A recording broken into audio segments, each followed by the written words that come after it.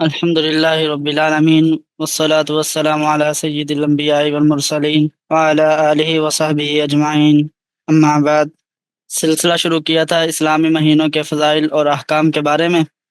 الحمدللہ ابھی تک 10 مہینوں کے بارے میں فضائل اور احکام کو بیان کر چکے ہیں۔ جن احکامات کو، جن فضائل کو، جن بدعات کو بیان کیا، اللہ رب العالمین ان سب پر عمل کرنے کی توفیق نصیب فرمائے۔ اسلامی مہینے کا 11واں مہینہ ماہ ذوالقعدہ ہے۔ ماہ ذوالقعدہ بہت بزرگی والا مہینہ ہے۔ اس مہینے کی عبادات بہت افضل ہیں۔ اللہ رب العالمین نے جتنے بھی دن پیدا کیے، جتنے بھی مہینے بنائے، جتنے سال بنائے، جتنے سال مقرر کیے، سال کے جتنے دن ہیں، وہ سارے کے سارے بہت افضل ہیں۔ ہر دن، ہر گھنٹہ اللہ رب العالمین کا پیدا کرتا ہے۔ اللہ رب العالمین نے کوئی گھنٹہ، کوئی دن، کوئی سال، کوئی مہینہ ایسا پیدا نہیں کیا، ایسا نہیں بنایا کہ جس کے منحوس ہونے کی کوئی دلیل ہو۔ لیکن مہینوں میں سے 4 مہینے اللہ رب العالمین نے خاص کر دیے کہ وہ اشہر حرم ہیں۔ اشہر حرم یعنی حرمت والے مہینے۔ ان 4 مہینوں کو اللہ رب العالمین نے اپنی طرف سے خصوصی نسبت دے کر ان کو فضیلت بخشی ہے۔ یہ 4 مہینے کون کون سے ہیں؟ 3 مہینے تو لگاتار ہیں، جو حرمت والے مہینے ہیں ان میں 3 مہینے تو لگاتار ہیں، ذوالقعدہ، ذوالحجہ اور محرم۔ البتہ جو ایک مہینہ ہے وہ ماہ رجب ہے۔ بعض لوگ اس مہینے کے بارے میں یہ باتیں کرتے ہیں کہ یہ مہینہ منحوس ہے، نحوست کی باتیں کرتے ہیں کہ یہ مہینہ جو آنے والا ہے یہ نحوست ہے، اس مہینے کے اندر نحوست ہے، اس کے اندر نکاح نہیں کرنے چاہیے، اس کے اندر جو اچھے اچھے کام ہیں وہ نہیں کرنے چاہیے۔ کیوں؟ وجہ یہ بیان کرتے ہیں کہ رمضان کے بعد شوال آتا ہے، اور شوال کے اندر عید ہے، اور اسی طرح آگے ذوالقعدہ کو چھوڑ کر اس کے بعد ذوالحجہ آتا ہے، تو ذوالحجہ کے اندر بھی عید ہے۔ تو یہ ذوالحجہ اور شوال کے درمیان میں آ رہا ہے، شوال اور ذوالحجہ کے درمیان میں آ رہا ہے، خالی مہینہ ہے، خالی ہونے کی وجہ سے اس کے اندر نحوست ہے، اس کے اندر نکاح کرنا، اس کے اندر شادی کرنا یا دیگر معاملات کرنا معیوب سمجھے جاتے ہیں، مناسب نہیں سمجھتے۔ لوگ کہتے ہیں کہ یہ جو مہینہ ہے یہ خوشیوں سے خالی ہے، خیر سے خالی ہے، برکتوں والا مہینہ نہیں ہے۔ تو یہ ایسے خیال رکھنا، کسی مہینے کو نحوست والا کہنا، یہ جاہلانہ باتیں ہیں، یہ شریعت کا کوئی اصول نہیں ہے اس مہینے کے بارے میں یا کسی اور مہینے کے بارے میں، ایسی باتوں کی کوئی بنیاد نہیں۔ یہ مہینہ تو ان مہینوں میں سے ہے جو حج کے مہینے کہلاتے ہیں، جن مہینوں میں لڑائی کو، جہاد کو، قتل و قتال کو حرام قرار دیا گیا۔ اور اس مہینے کی ایک فضیلت یہ بھی ہے کہ آپ صلی اللہ علیہ وسلم نے اپنی حیات طیبہ میں 4 عمرے ادا فرمائے، اور ان میں سے ایک عمرہ آپ نے حج کے ساتھ ماہ ذی الحجہ میں ادا فرمایا، باقی جو 3 عمرے تھے وہ اسی مہینے کے اندر ادا فرمائے، ذوالقعدہ کے اندر۔ اس سے بڑی فضیلت اور کیا ہو سکتی ہے کہ آپ صلی اللہ علیہ وسلم عمرے جیسے ایک اہم کام کو، ایک اہم عبادت کو اس مہینے میں ادا فرما رہے ہیں۔ حضرت عائشہ رضی اللہ عنہ فرماتی ہیں کہ حضور اقدس صلی اللہ علیہ وسلم کے جتنے عمرے ہوئے ہیں وہ سب کے سب ماہ ذی القعدہ میں ہوئے ہیں، سوائے اس عمرے کے جو آپ صلی اللہ علیہ وسلم نے حج کے ساتھ ادا کیا، یعنی کہ جو حج قران کیا آپ صلی اللہ علیہ وسلم نے، اس کے اندر تو عمرہ جو ہے وہ حج کے ساتھ کیا، اس کے علاوہ جو باقی 3 عمرے تھے وہ ذوالقعدہ کے اندر ادا کیے۔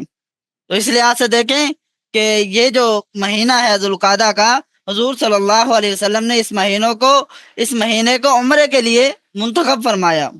اس اعتبار سے یہ مہینہ دوسرے مہینوں پر فوقیت اور فضیلت رکھتا ہے۔ اور اس مہینے کے بارے میں پھر یہ خیال کرنا کہ یہ جو مہینہ ہے، یہ ماہ ہے، یہ نحوست والا ہے، اس کے اندر بے برکتی ہے، یہ بالکل غلط خیال ہے، جاہلانہ خیال ہے۔ اس کی اصل وجہ کیا ہے کہ آج بھی بہت سارے لوگ یہ کہتے ہیں کہ یہ ذوالقعدہ کا مہینہ جو ہے یہ نحوست والا مہینہ ہے۔ اس کی اصل وجہ کیا ہے؟ اس کی اصل وجہ یہ ہے کہ ہم لوگ ایک لمبا عرصہ ہندوستان والوں کے ساتھ رہ چکے ہیں، ہندوؤں کے ساتھ رہ چکے ہیں، تو ہندوؤں کی بہت سی باتیں ہمارے اندر بھی آ گئی ہیں۔ ہندوؤں کے ہاں توہم پرستی بہت ہے، وہ کسی دن کو اچھا کہہ دیتے ہیں، کسی دن کو نجس کہہ دیتے ہیں، کسی دن کو منحوس کہہ دیتے ہیں، کوئی دن ان کے لیے برکت والا ہوتا ہے۔ تو حقیقت میں تو کوئی دن منحوس نہیں ہے، سال کے 365 دن سب اللہ رب العالمین کے پسند کیے ہوئے ہیں، اللہ رب العالمین کے بنائے ہوئے ہیں۔ کسی دن کے اندر ذاتی کوئی نحوست نہیں ہے، کوئی بے برکتی نہیں ہے۔ البتہ بعض دنوں کو اللہ رب العالمین نے اپنی طرف نسبت دے کر اس کی فضیلت بڑھا دی ہے۔ لہذا فضیلت والے دن تو بہت ہیں، مہینے بھی ہیں، دن بھی ہیں، ہفتے بھی ہیں جن کی اللہ رب العالمین نے فضیلت فرمائی ہے، لیکن کسی دن کے بارے میں اللہ رب العالمین نے یہ نہیں فرمایا کہ یہ دن منحوس ہے یا اس دن میں بے برکتی ہے۔ اس دن میں یا اس مہینے میں یا اس ہفتے میں یا اس سال میں بے برکتی اور نحوست جو پیدا ہوتی ہے وہ ہمارے اعمال کی وجہ سے پیدا ہوتی ہے۔ جس دن ہمیں اللہ رب العالمین کی طرف سے رجوع کرنے کی توفیق ہوگی، جس دن اللہ رب العالمین کی بارگاہ میں حاضری کی توفیق ہوگی، وہ دن ہمارے لیے مبارک دن ہے۔ اور خدا ایسا نہ کرے کہ جس دن ہم کسی معصیت میں مبتلا ہو گئے، کسی نافرمانی کا ارتکاب ہم نے کر لیا، وہ دن ہمارے لیے منحوس ہو جائے۔ وہ دن اپنی ذات سے تو منحوس نہیں تھا، لیکن ہم نے اپنے عمل سے اس کے اندر نحوست پیدا کر لی، اپنے عمل کے ذریعے اس دن کو ہم نے خراب کر دیا۔ لہذا اللہ رب العالمین کے تخلیق کیے ہوئے ایام میں کوئی دن منحوس نہیں۔ منحوس تو اللہ رب العالمین کی نافرمانی ہے جو ہم لوگ کر لیتے ہیں، پھر دن کو منحوس کہہ دیتے ہیں۔ منحوس تو اللہ رب العالمین کے ان کاموں سے نہ رکنا ہے جن کا اللہ رب العالمین نے روکنے کا، جن کا اللہ رب العالمین نے حکم دیا کہ ان کاموں سے رک جاؤ۔ نحوست تو گناہ کے اندر ہے، نحوست معصیت کے اندر ہے۔ دن کے اندر کوئی نحوست نہیں ہے، کوئی مہینہ نحوست نہیں ہے، کوئی مہینہ منحوس نہیں ہے، کوئی مہینہ، کوئی سال، کوئی ہفتہ، کوئی دن اللہ رب العالمین نے ایسا بیان نہیں فرمایا جس کے اندر واضح طور پر لکھا ہو کہ یہ دن، یہ مہینہ یا پھر یہ سال، یہ جو ہفتہ آ رہا ہے یہ منحوس ہے۔ کہیں بھی اللہ رب العالمین نے ایسا نہیں فرمایا، کہیں بھی آپ صلی اللہ علیہ وسلم نے ایسا نہیں فرمایا۔ ہم اللہ تعالیٰ کی طرف رجوع کر لیں تو انشاءاللہ سارے کے سارے دن، سارے مہینے، سارے ہفتے، سارے سال ہمارے لیے، ہماری زندگی کے جتنے بھی سال ہیں وہ سارے بابرکت ہو جائیں گے۔ گناہوں کی عادتوں کو چھوڑ دیں، اللہ رب العالمین کی نافرمانیاں چھوڑ دیں۔ اللہ رب العالمین نے قرآن مجید کے اندر اس مہینے کی فضیلت بیان فرمائی ہے کہ یہ حرمت والے مہینوں میں سے ہیں۔ جب حرمت والے مہینوں میں بیان فرما دیا تو ہم اس مہینے کو کیسے کہہ سکتے ہیں کہ یہ مہینہ منحوس ہے؟ کیسے یہ بدشگونی اپنے ذہنوں میں پیدا کر سکتے ہیں؟ یہ بالکل غلط بات ہے۔ ایسی بات ذہن میں لانا بھی، ایسی بات کو ذہن کے اندر خیال پیدا کرنا ایسی بات کا بالکل بھی صحیح نہیں ہے۔ اگر کوئی شخص آ کر ہم میں سے کسی ایک کو کہتا ہے کہ بھائی یہ دن آپ کے لیے منحوس ہے، یا یہ مہینہ یا یہ ہفتہ یا یہ جو سال شروع ہو رہا ہے یہ منحوس ہے تمہارے لیے، اس کے اندر تمہارے فوتیاں ہو رہی ہیں یا اسی طرح تمہارے معاملات خراب ہو رہے ہیں، تو ایسی بات کرنے والے کو منع کیا جائے کہ بھائی اللہ رب العالمین نے یہ دن پیدا فرمائے ہیں، اللہ رب العالمین نے یہ مہینے پیدا فرمایا ہے، اللہ رب العالمین نے ان مہینوں کی ترتیب رکھی ہے، تم کون ہوتے ہو اس کو خراب کرنے والے، منحوس کہنے والے کو تم کون ہوتے ہو؟ یہ مہینہ بہت مبارک ہے، بہت مبارک ہے۔ جہاں تک ممکن ہو اس مہینے میں ذکر و فکر میں مشغول رہنے کی کوشش کرنی چاہیے۔ بزرگی والا مہینہ ہے، یہ حرمت کا مہینہ ہے۔ آپ صلی اللہ علیہ وسلم نے اس مہینے کے اندر عمرے ادا فرمائے ہیں۔ اللہ رب العالمین نے اس مہینے کو اشہر حرم میں بیان فرمایا ہے۔ اسی مہینے کے اندر اللہ رب العالمین نے سیدنا موسیٰ علیہ السلام کو کتاب دینے کے لیے 30 راتوں کا وعدہ فرمایا۔ ارشاد باری تعالیٰ ہے قرآن مجید میں سورہ اعراف کے اندر اللہ رب العالمین نے بیان فرمایا وَوَعَدْنَا مُوسَىٰ 30 لَيْلَةً وَأَتْمَمْنَاهَا بِعَشْرٍ فَتَمَّ مِيقَاتُ رَبِّهِ 40 لَيْلَةً، کہ ہم نے موسیٰ علیہ السلام کو 30 راتوں کا وعدہ ٹھہرایا کہ ان راتوں میں کوہ طور پر اعتکاف کریں، پھر 10 راتیں مزید بڑھا کر ان کی تکمیل کی۔ فَتَمَّ مِيقَاتُ رَبِّهِ 40 لَيْلَةً، تو اس طرح اللہ رب العالمین نے جو میعاد کل ٹھہرائی وہ 40 راتیں ہو گئی۔ وقال موسیٰ لأخیہ ہارون، موسیٰ علیہ السلام نے اپنے بھائی ہارون سے کہا اخلفنی فی قومی، کہ میرے پیچھے تم میری قوم میں قائم رہنا، میرا قائم مقام رہنا، میرا نائب رہنا، واصلح، اور تمام معاملات درست رکھنا، ولا تتبع سبیل المفسدین، اور مفسد لوگوں کے پیچھے نہ چلنا۔ تو اللہ رب العالمین نے اسی ماہ ذوالقعدہ کے اندر حضرت موسیٰ علیہ السلام کو بلایا اور حضرت موسیٰ علیہ السلام کو کوہ طور پر بلا کر 30 راتوں کا وعدہ فرمایا، پھر 10 راتیں اور بڑھا دی۔ تو سیدنا موسیٰ علیہ السلام کا بنی اسرائیل سے وعدہ تھا کہ جب اللہ تعالیٰ ان کے دشمن فرعون کو ہلاک فرما دیں تو وہ ان کے پاس اللہ رب العالمین کی جانب سے ایک کتاب لائیں گے جس میں حلال حرام کا بیان ہوگا، جس میں ہر چیز کو واضح طور پر بیان کیا گیا ہوگا۔ اللہ رب العالمین نے فرعون کو ہلاک کیا تو سیدنا موسیٰ علیہ السلام نے اپنے رب سے اس کتاب کے نازل فرمانے کی درخواست کی تو حکم ہوا کہ 30 روزے رکھیں۔ تو قرآن مجید کے اندر کیا لفظ آیا ہے؟ کہ وَوَعَدْنَا مُوسَىٰ 30 لَيْلَةً وَأَتْمَمْنَاهَا بِعَشْرٍ، کہ وہ کوہ طور پر آ کر 30 دن کا اعتکاف کریں. تو اعتکاف کے لیے روزہ ضروری ہے. جب آپ وہ روزے پر پورے کر چکے تو آپ کو اپنے دہن مبارک میں ایک طرح کی بو معلوم ہوئی. تو آپ نے اس بو کو ختم کرنے کے لیے کیا کیا؟ مسواک کیا. تو ملائکہ نے عرض کیا کہ ہمیں آپ کے دہن مبارک سے بڑی محبوب خوشبو آیا کرتی تھی، آپ نے مسواک کر کے اس خوشبو کو ختم کر دیا ہے. اللہ رب العالمین نے فرمایا کہ ماہ ذی الحجہ میں 10 روزے اور رکھیں، اور فرمایا کہ اے موسیٰ، کیا تمہیں معلوم نہیں کہ روزے دار کی منہ کی خوشبو میرے نزدیک خوشبو مشک سے زیادہ اطہر ہے، زیادہ پاکیزہ ہے. تو خلاصہ کیا نکلا کہ جب حضرت سیدنا موسیٰ علیہ السلام کلام سننے کے لیے حاضر ہوئے، آپ نے طہارت کی پاکیزہ لباس پہنا، روزے رکھ کر طور سینا پر حاضر ہوئے. اللہ رب العالمین نے ایک بادل نازل فرمایا جس نے پہاڑ کو ہر طرف سے بقدر 4 ڈھانپ لیا اسے. شیاطین اور زمین کے جانور حتیٰ کہ رہنے والے فرشتے تک وہاں سے علیحدہ کر دیے گئے، اور آپ کے لیے آسمان کھول دیا گیا. آپ نے ملائکہ کو ملاحظہ فرمایا کہ ہوا میں کھڑے ہیں. آپ نے عرش الہی کو صاف دیکھا، اور یہاں تک حضرت موسیٰ علیہ السلام نے دیکھا کہ جو الواح ہیں، الواح پر کلموں کی آواز بھی سنی. اللہ تبارک و تعالی نے آپ سے کلام فرمایا، آپ نے اس کی بارگاہ میں معروضات کچھ عرضیں پیش کی، تو اس نے اپنا کلام کریم سنا کر نوازا. حضرت جبرائیل علیہ السلام اس وقت حضرت موسیٰ علیہ السلام کے ساتھ تھے، لیکن جو اللہ رب العالمین نے سیدنا موسیٰ علیہ السلام سے کلام کیا وہ بالکل بھی نہ سن سکے. حضرت جبرائیل علیہ السلام کو کانوں کان خبر بھی نہ ہوئی کہ ان کے درمیان میں کیا بات ہوئی ہے. تو اللہ رب العالمین نے سیدنا موسیٰ علیہ السلام کو تورات دے کر واپس بھیج دیا. اب دیکھیں اسی مہینے کے اندر، ذوالقعدہ کے مہینے کے اندر، اللہ رب العالمین نے ان کو بلایا، اپنے پاس بلا کر ان کو یہ کتاب دی، اور ذوالحجہ کے 10 دن بھی جو ہیں ساتھ ملا دی، یعنی 40 دن پورے کروائے اور اس کے بعد کتاب دے دی. تو ذوالقعدہ کے مہینے کے اندر حضرت موسیٰ علیہ السلام کو اعتکاف کے لیے اللہ رب العالمین نے اپنے پاس بلایا، اور حضرت موسیٰ علیہ السلام سے اسی اعتکاف کی بدولت، اسی 40 دن کی بدولت اللہ رب العالمین نے کلام بھی فرمایا. اگر یہ مہینہ نحوست ہوتا، منحوس ہوتا یہ مہینہ، تو اللہ رب العالمین کیوں حضرت اپنے پیغمبر موسیٰ علیہ السلام کو اپنے پاس بلاتے؟ تو اس سے پتہ چلتا ہے کہ اس مہینے کے اندر کوئی نحوست نہیں ہے. یہ ہمارے ذہنوں میں بیٹھ گئی ہے نحوست، کہ کسی چیز کو ہم نے منحوس کہہ دیا. اللہ رب العالمین کی تخلیق کی ہوئی تمام چیزیں نحوست سے پاک ہیں. ان کے اندر جو نحوست آتی ہے وہ خود ہمارے گناہوں کی وجہ سے پیدا ہوتی ہے. ایک اور بات سے سمجھیے کہ اس مہینے کے اندر نحوست نہیں ہے. اسی ماہ ذوالقعدہ کی 5ویں تاریخ کو سیدنا حضرت ابراہیم خلیل اللہ علیہ الصلاۃ والسلام کو اور حضرت سیدنا اسماعیل علیہ الصلاۃ والسلام نے بیت اللہ شریف کی بنیاد رکھی. اسی مہینے کے 5 تاریخ کو پہلی مرتبہ کعبہ معظمہ کی جو بنیاد رکھی سیدنا حضرت ابراہیم علیہ السلام نے رکھی تھی، اور بعد میں طوفان نوح کے بعد پھر سیدنا حضرت ابراہیم علیہ السلام نے اسی بنیاد پر تعمیر فرمائی. یعنی کہ نشانات تو موجود تھے، لیکن جب طوفان نوح آیا تو جو کعبۃ اللہ تھا وہ ختم ہو چکا تھا.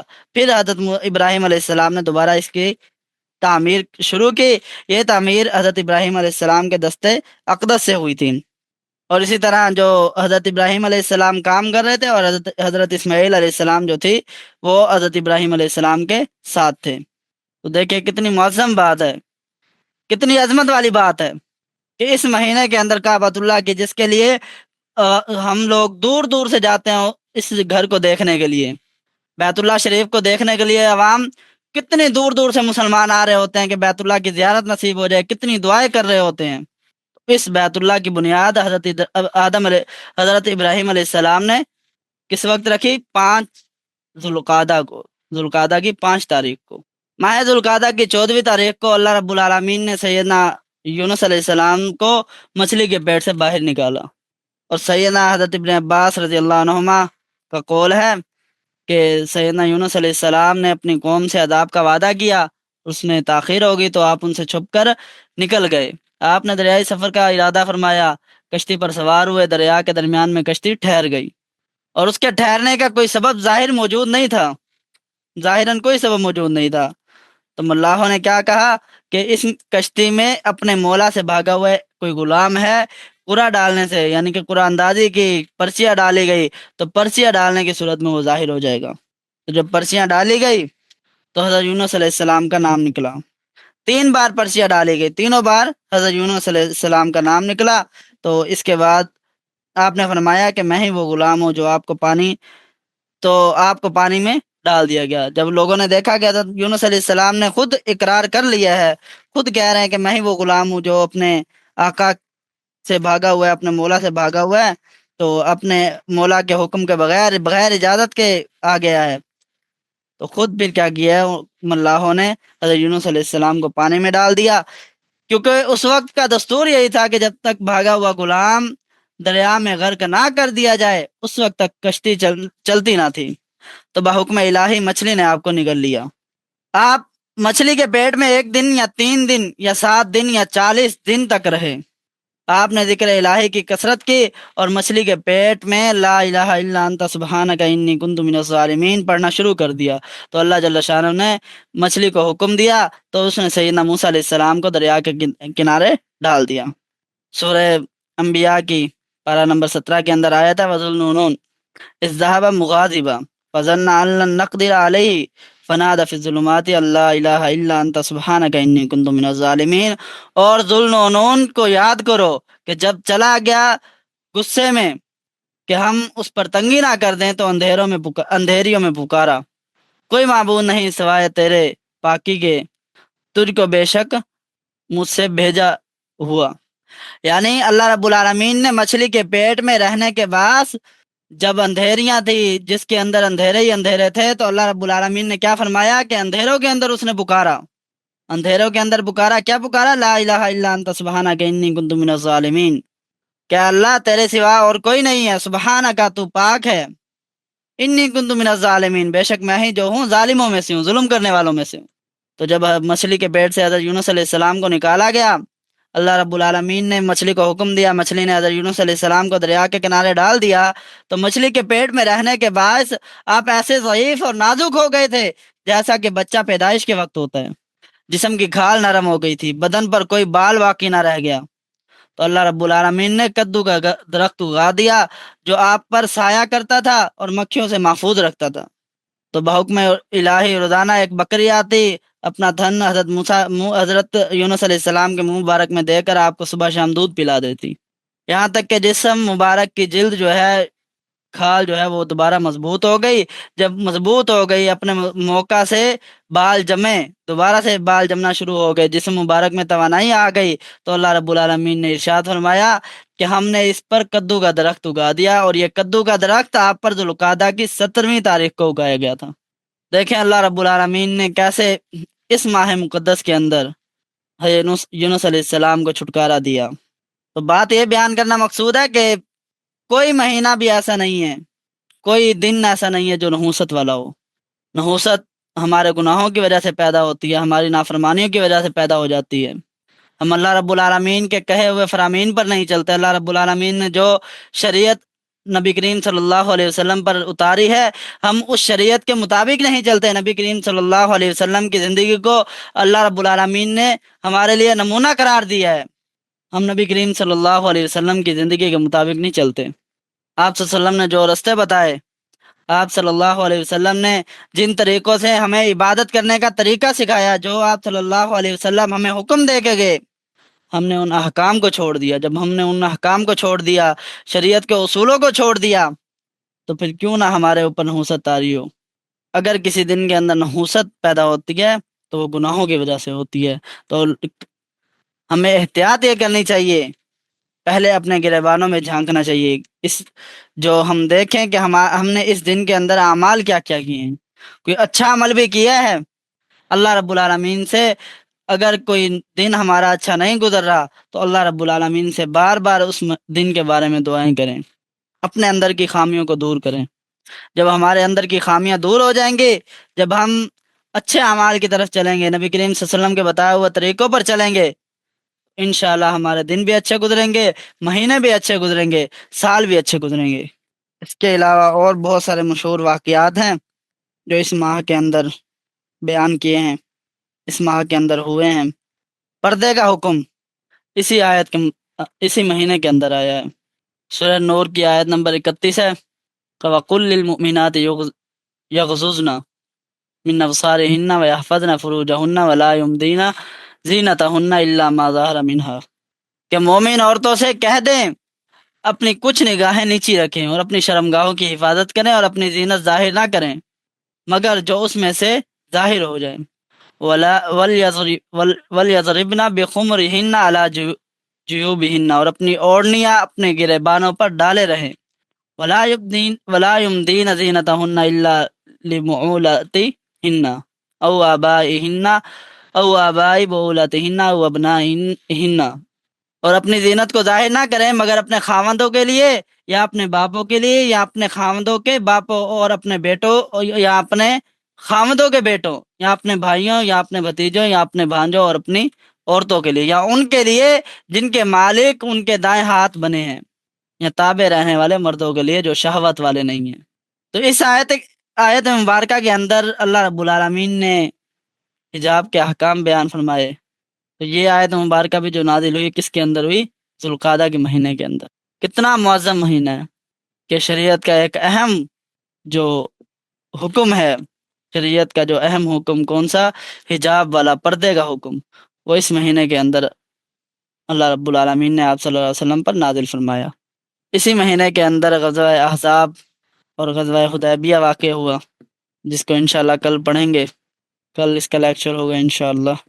ایک اور حکم بھی اسی ماہ ذوالقعدہ کے اندر نازل ہوا کہ اہل اسلام جو ہیں وہ کفار سے نکاح نہیں کر سکتے۔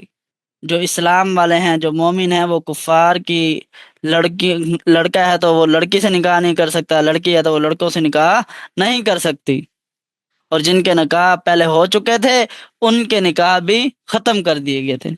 حضور صلی اللہ علیہ وسلم نے عمرۃ القضاء بھی اسی مہینے کے اندر کیا۔ حضرت میمونہ رضی اللہ عنہ سے جو نکاح کیا اسی مہینے کے اندر آپ صلی اللہ علیہ وسلم نے کیا۔ تو دیکھیں، ہم نکاح اس مہینے کے اندر کرنے کو ختم کرتے ہیں کہ ہم اس مہینے کے اندر نکاح نہیں کریں گے کیونکہ اس مہینے کے اندر نحوست ہے، حالانکہ آپ صلی اللہ علیہ وسلم نے خود حضرت میمونہ سے جو نکاح کیا اسی مہینے کے اندر کیا۔ پھر اسی مہینے کے اندر بہت سارے وفود جو ہیں انہوں نے اسلام قبول کیا، جیسے کہ وفد حوازن ہے، وفد صدا۔ تو آج کا سبق کیا تھا کہ اسلامی مہینوں میں سے 11واں مہینہ ذوالقعدہ ہے۔ ذوالقعدہ اشہر حرم میں سے ہے، اسی بنا پر اس مہینے کے اندر لڑائی وغیرہ کو ختم کیا گیا، جنگ و قتال کو حرام قرار دیا گیا، لیکن بعد میں یہ جو لڑائی والا حکم تھا، یہ جنگ و قتال والا حکم تھا، یہ ختم کر دیا گیا تھا۔ ذوالقعدہ کو ذوالقعدہ کہنے کی وجہ بھی یہی ہے، قعدہ کا معنی ہے بیٹھنا، نماز کے اندر قعدہ آتا ہے تو ہم اس کے اندر بیٹھتے ہیں، تو اس کا معنی ذو کا معنی والا، کہ بیٹھنے والا ہے۔ اس کے اندر جو عرب لوگ تھے وہ پہلے بھی بیٹھ جاتے تھے، اسلام کے آنے سے پہلے بھی، آپ صلی اللہ علیہ وسلم کو شریعت ملنے سے پہلے بھی جو اہل عرب تھے، جو کفار تھے، مشرکین تھے، جو بھی تھا، جو بھی عرب کے اندر موجود تھے، وہ ان 4 مہینوں میں پہلے بھی بیٹھا کرتے تھے، جنگ و قتال نہیں کرتے تھے۔ یہ حضرت ابراہیم علیہ السلام کی شریعت کے اندر یہ حکم نازل ہوا تھا اور وہ حکم چلتا آ رہا تھا، عرب اس کے اوپر عمل کر رہے تھے، لیکن جب ان کے لیے یہ مشکل ہو گیا عمل کرنا تو پھر انہوں نے ہیرا پھیری شروع کر دی۔ کیا کرتے تھے؟ پھر ذوالقعدہ کے مہینے کو آگے لے جاتے تھے، یا ذوالقعدہ کے مہینے کو شوال میں لے جاتے تھے کہ آئندہ سال ذوالقعدہ کا جو مہینہ ہے وہ شوال سے پہلے آئے گا، شوال بعد میں آئے گا، یا ذی الحجہ کا مہینہ پہلے آئے گا اس کے بعد شوال آئے گا۔ یعنی جس مہینے کے اندر وہ غیرت گیری کرنا چاہتے تھے، جس مہینے کے اندر وہ جنگ کرنا چاہتے تھے، اس وقت وہ معاہدہ کر لیتے تھے آپس میں کہ اس مرتبہ یہ جو مہینہ ہے جس کے اندر لڑائی ممتنع ہے، لڑائی نہیں کر سکتے، جنگ نہیں کر سکتے، جنگ حرام ہے، اس مہینے کو آگے پیچھے کر دیں، یا آگے لے جائیں یا اسے پیچھے والے مہینے میں، محرم کے مہینے میں، سفر کے مہینے میں شامل کر دیں۔ تو چونکہ عرب والے ان مہینوں کے اندر، ذوالقعدہ کے اندر سے، یہ پہلا اشہر حرم ہے، اس لیے اس میں بیٹھ جاتے تھے، لڑائی وغیرہ نہیں کرتے تھے، اس لیے اسے ذوالقعدہ کہا جانے لگا۔ ارشاد باری تعالیٰ الذین یذکرون اللہ قیاما وقعودا وعلی جنوبہم، تو یہاں قیام سے مراد کیا ہے؟ سفر، اور قعود سے مراد حضر۔ اس کے بعد ہم نے پڑھا کہ ذوالقعدہ بہت بزرگی والا مہینہ ہے، تو حرمت تو ہے اس مہینے کے اندر، تو حرمت جب اللہ رب العالمین نے حرمت والے مہینے میں شامل فرمایا تو اس کے اندر کیا کرنا چاہیے؟ ہمیں نیکیوں کو بڑھا دینا چاہیے۔ نیک اعمال کو خوب دل لگی کے ساتھ کرنے چاہیے، خوب ان کو اللہ رب العالمین کی طرف متوجہ ہو کر کرنے چاہیے۔ پھر اس مہینے کی برکت اس بات سے بھی واضح ہوتی ہے کہ حضرت موسیٰ علیہ السلام کو 30 راتوں کا اللہ رب العالمین نے وعدہ فرمایا، اور 30 راتوں کے اندر اللہ رب العالمین نے 10 دنوں کو اور اضافہ فرما دیا اور اس کے بعد کتاب دی۔ اسی طرح اس مہینے کے اندر بیت اللہ شریف کی بنیاد رکھی گئی، جو حضرت ابراہیم علیہ السلام نے بنیاد رکھی تھی، اور ان کے ساتھ جو مدد کرنے والے تھے وہ کون تھے؟ حضرت اسماعیل علیہ السلام، حضرت ابراہیم علیہ السلام کے بیٹے۔ اسی طرح حضرت یونس علیہ السلام کو بھی اللہ رب العالمین نے ذوالقعدہ کے مہینے میں نجات دی مچھلی کے پیٹ سے۔ جو کچھ کہا، پڑھا اور سنا، اللہ رب العالمین اس پر عمل کرنے کی توفیق عطا فرمائے۔ اب آپ میں سے کسی حضرات کا کوئی سوال ہو سبق کے حوالے سے تو پوچھ سکتا ہے، کسی کو کوئی بات سمجھ نہ آئی ہو تو وہ بھی پوچھ سکتا ہے۔ کل کی کلاس انشاءاللہ بہت شاندار ہوگی، غزوات کا بھی بیان ہوگا، بعض صحابہ کی وفات اسی مہینے کے اندر ہوئی، ان کا تذکرہ کریں گے انشاءاللہ۔ اسی طرح جو پردے کا حکم نازل ہوا وہ آیت مبارکہ اور اس کی تفسیر دوبارہ پڑھیں گے انشاءاللہ، اور بعض دیگر واقعات ہیں جو ذوالقعدہ کے اندر پیش آئے، ان کا بھی تذکرہ کریں گے مختصراً۔ آخر دعوانا ان الحمد للہ رب العالمین۔